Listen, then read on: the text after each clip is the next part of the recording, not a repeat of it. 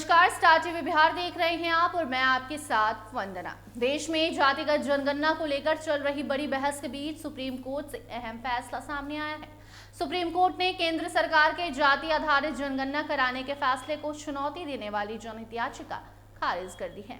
अदालत ने साफ कहा है कि यह सरकार की नीति से जुड़ा मामला है और इसमें कोर्ट को दखल देने की जरूरत नहीं है। अब इस फैसले के बाद देश में जातिगत जनगणना को लेकर चर्चा और तेज हो गई है।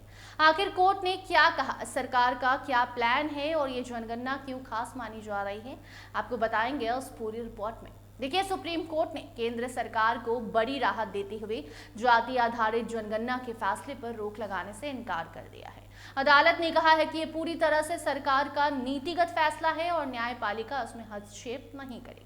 ये मामला सुधाकर गुममुला नाम के व्यक्ति की ओर से दायर जनहित याचिका के जरिए सुप्रीम कोर्ट पहुंचा था। याचिका में कहा गया था कि सरकार के पास पहले से ही जातिगत आंकड़े मौजूद हैं, इसलिए अलग से जाति आधारित जनगणना कराने की जरूरत नहीं है।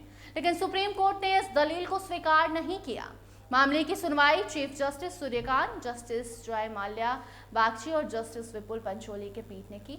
सुनवाई के दौरान कोर्ट ने साफ शब्दों में कहा कि सरकार के लिए जानना बेहद जरूरी है कि देश में पिछड़े वर्गों की आबादी कितनी है और उनके लिए किस तरह की योजनाएं बनाई जानी चाहिए। चीफ जस्टिस सूर्यकांत ने कहा कि जनगणना कराना और उसमें कौन कौन सी जानकारी शामिल करनी है, ये पूरी तरह सरकार का अधिकार है। कोर्ट इस तरह के फैसलों में दखल नहीं दे सकता।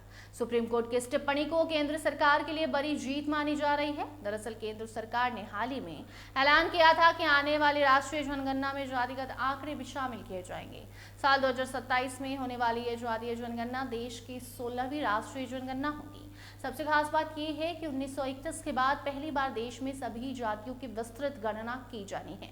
इससे पहले अंग्रेजों के शासन में 1931 में आखिरी बार पूरी जातिगत जनगणना देश भर में कराई गई थी। आजादी के बाद से अब तक सिर्फ अनुसूचित जाति और अनुसूचित जनजाति यानी एससी और एसटी के आंकड़े ही ऑफिशियल तौर पर जुटाए जाते रहे हैं। सरकार का कहना है कि जातिगत जनगणना से देश में सामाजिक और आर्थिक स्थिति की सही तस्वीर सामने आएगी। इससे ये पता चलेगा कि कौन सा वर्ग कितना पिछड़ा है और किसे सबसे ज्यादा सरकारी मदद की जरूरत है।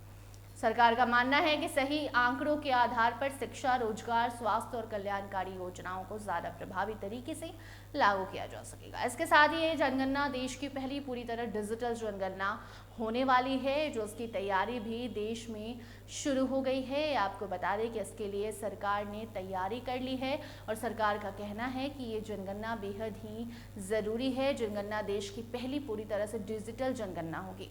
सरकार मोबाइल ऐप और डिजिटल प्लेटफॉर्म के जरिए डेटा जुटाएगी, यानी इस बार जनगणना का तरीका पूरी तरह हाईटेक होगा। इस डिजिटल जनगणना में सिर्फ जनसंख्या ही नहीं बल्कि लोगों की सामाजिक, आर्थिक और शैक्षणिक स्थिति से जुड़े कई अहम जानकारियां भी कलेक्ट की जाएगी।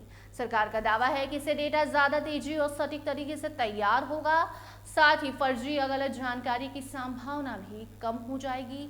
देश के विकास में इस जनगणना का मदद लिया जाएगा। हालांकि जातिगत जनगणना को लेकर देश में राजनीति भी तेज हो गई है। विपक्षी दल लंबे समय से इसकी मांग करते रहे हैं। उनका कहना है कि जब तक सही जातिगत आंकड़े सामने नहीं आएंगे तब तक सामाजिक न्याय की नीतियां पूरी तरह सफल नहीं हो सकती है। वहीं कुछ लोग संगठन इसका विरोध भी करते हैं। उनका कहना होता है कि इससे समाज में जाति आधारित राजनीति और बढ़ सकती है। अब सुप्रीम कोर्ट के फैसले के बाद साफ हो गया है कि जातिगत जनगणना कराने का रास्ता पूरी तरह खुल चुका है। आने वाले समय में ये मुद्दा राजनीति से लेकर सामाजिक बहस तक का विषय बनने वाला है। देश की नजर अब जातिगत जनगणना पर टिकी है, क्योंकि इसके आंकड़े आने के बाद कई बड़े फैसले और नीतियां तय की जाएंगी देश में। तो कुल मिलाकर सुप्रीम कोर्ट के फैसले ने साफ कर दिया है कि जातिगत जनगणना पर अंतिम फैसला सरकार का होगा। अब देखना होगा कि आने वाले समय में जनगणना के आंकड़े देश की राजनीति, आरक्षण और कल्याणकारी योजनाएं कितना असर इस पर डालते हैं। फिलहाल इस खबर में इतना ही। देखते रहिए स्टार टीवी बिहार। धन्यवाद।